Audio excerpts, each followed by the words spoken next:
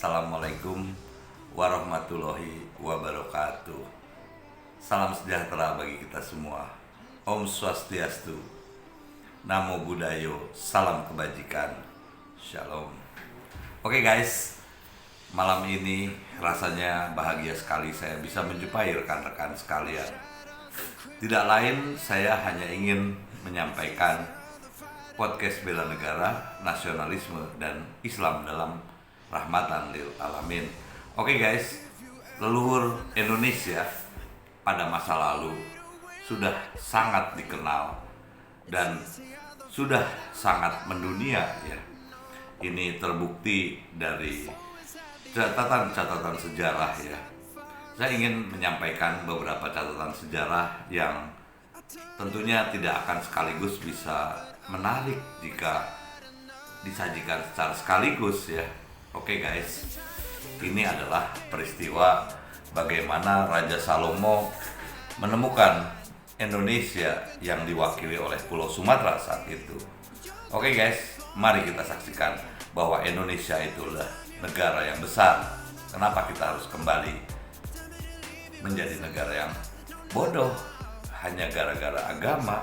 Oke guys, pisahkanlah agama dengan keluhuran akal budi manusia.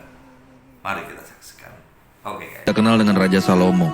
Dikenal sebagai raja ketiga Israel yang lahir di Yerusalem, putra dari Raja Daud. Riwayatnya tertuar dicatat di kitab Ibrani dan didokumentasikan secara rapi oleh kaum Yahudi.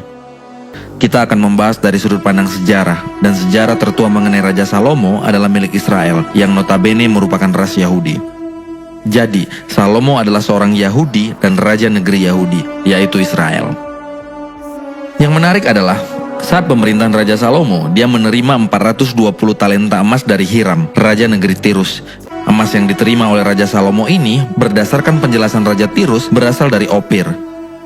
Opir atau Ofir sendiri merupakan wilayah yang sangat kaya dengan emas dan tanah yang subur. Cerita mengenai pemberian emas ini tercatat jelas dalam kitab Yahudi dan kitab Raja-Raja Perjanjian Lama. Bukan hanya itu, bahkan dari tanah itu juga terdapat kayu cendana, perak, gading, batu permata mahal, bahkan 2 jenis kera unik. Keunikan tanah Ofir ini membuat Raja Salomo tertarik dengan meminta bantuan kepada orang Fenisia yang dikenal sebagai pelaut ulung untuk membuat kapal Tarsis yang mampu mengarungi samudra. Raja Salomo bertolak dari Ezion Geber dari Teluk Akaba ke negeri Ofir. Dibutuhkan 3 tahun bagi Raja Salomo untuk bisa sampai di negeri Ofir. Hubungan ini berjalan lama dan baik. Bahkan emas dari negeri Ofir ini pernah diimpor sampai ke negeri Yudea berdasarkan catatan kitab Tawarik. Berjalan dengan waktu, negeri ini dikenal dengan nama Aurea Chersonesus. Lalu di manakah negeri Ofir ini? Aurea Chersonesus adalah nama yang diberikan oleh geografer Ptolemeus. Jika diartikan di dalam bahasa Indonesia adalah semenanjung emas. Dan tentu saja, pada zaman dahulu, lingua peranca kita adalah Sanskerta, maka artinya adalah Swarna Dwipa.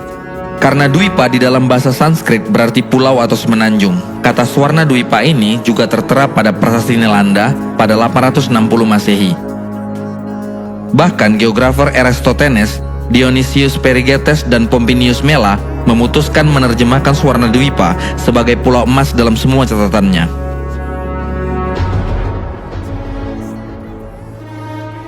Dan Swarna Dwipa itu adalah Pulau Sumatera, yang di dalam catatan arkeolog luar menyebutnya sebagai The Land of Gold.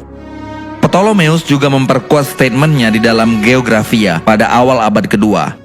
Disebutkan bahwa pelabuhan tua di pantai barat Sumatera Utara tersebut, emas telah menjadi salah satu komoditi utama yang diperdagangkan selain kapur barus. Emas yang diperdagangkan tersebut diperkirakan berasal dari sungai-sungai yang berhulu di sekitar Bukit Barisan atau Sumatera Barat.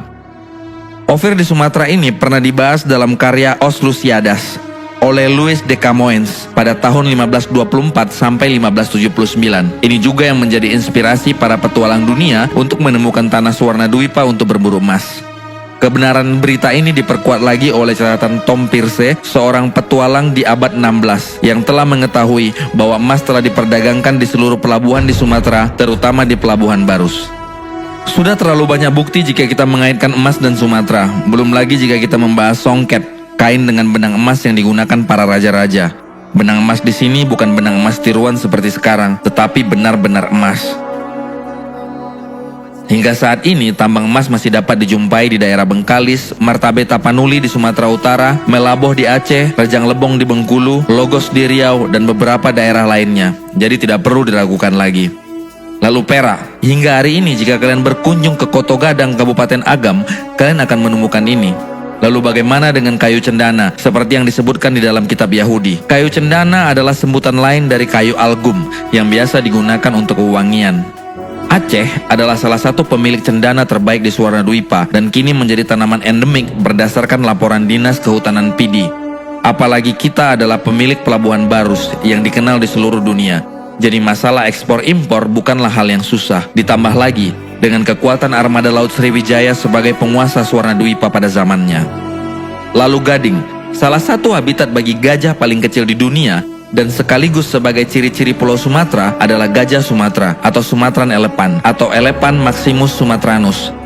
Dalam beberapa kasus, gading gajah Sumatera bisa menjadi lebih mahal dan lebih susah dicari karena ukurannya yang relatif kecil dibanding dengan gading lainnya, yang membuatnya lebih cocok untuk menjadi perhiasan dan peralatan dan juga dibutuhkan ukuran gading yang lebih kecil. Jadi terbukti bahwa di Sumatera juga terdapat gading gajah. Bagaimana dengan kera? Ingat dengan nama orangutan Sumatera atau Pongo abeli adalah spesies orangutan terlangka. Ingat dengan Pulau Mentawai, pemilik dengan primata endemik Bilau atau siamang kerdir atau Hilobates closi, Simakobu atau monyet ekor babi atau Simias concolor, Bokoi atau beruk Mentawai atau Macaca pagensis, dan Joja atau lutung Mentawai atau Prebitis potenziani. Dan ingat, primata itu hanya ada di Pulau Sumatera, tidak ada di tempat lain. Menurut hipotesa beberapa ahli, kemungkinan posisinya berada di Pulau Sumatera dan bertempat di Gunung Talamau atau juga disebut sebagai Gunung Ophir zaman dahulu. Adalah sebuah gunung Merapi di Sumatera Barat yang terletak di Kabupaten Pasaman Barat, berdampingan dengan Gunung Pasaman. Gunung ini memiliki ketinggian 2.920 meter dan termasuk ke dalam tipe gunung api yang tidak aktif. Jadi, adalah wajar jika leluhurmu menguasai dunia. Kita adalah pewaris peradaban besar. Lalu, kenapa kamu masih mengagung-agungkan negeri lain? Di saat semua orang ingin menguasai negerimu, kamu malah ingin menjadi seperti negeri mereka.